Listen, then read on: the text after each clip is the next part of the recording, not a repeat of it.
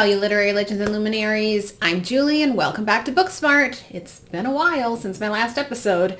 Life happens and inspiration changes, so I'm starting a new segment of Booksmart called Write Smart. As you can imagine, it's about writing. Some of you might know that I published Writing in Cars with Dogs Because Cats Don't Travel Well, a memoir of my life through the pets that I've owned.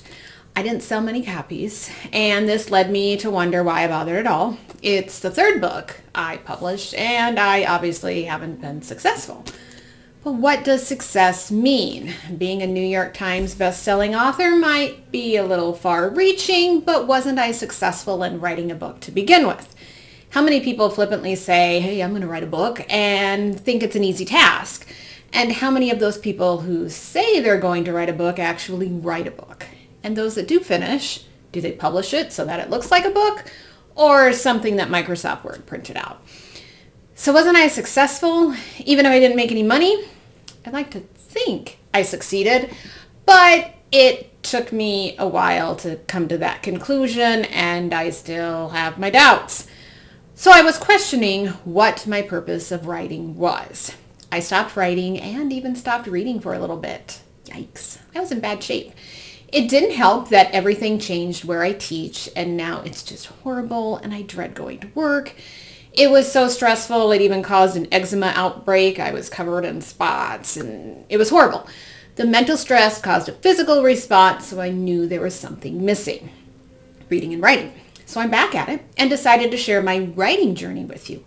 Books will still be involved, but Write Smart will focus more on how such books enhance my writing journey. I am currently revising a memoir about disordered eating, and it is called Little Eater. And so far the subtitle is A Memoir of Beauty, Perfectionism, and Disordered Eating. This is a possible cover for it. Not sure if I'm going to stick with it.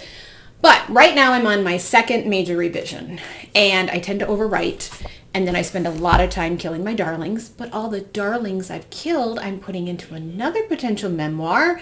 More on that in future episodes. The book I'm working on right now stems from my Three Mothers project, except now I'm just focusing on my mom. I have not abandoned my grandmothers. They'll get a book of their own. Thanks to this book, Jill Bialowski's The End of the Beginning, A Personal History of My Mother, it solved the problem on how to put my book together. Her chronology starts at the end and then goes backward to the beginning. While she did get a little repetitive at times, the story worked well that way. So that's how I'm putting together my mother's story, starting with her death and going back in time. So far, it's working well. It was this book that gave me such an epiphany, not just that I could write about my mother just as well as an established published author did, but that I learned how to form that story from reading her book.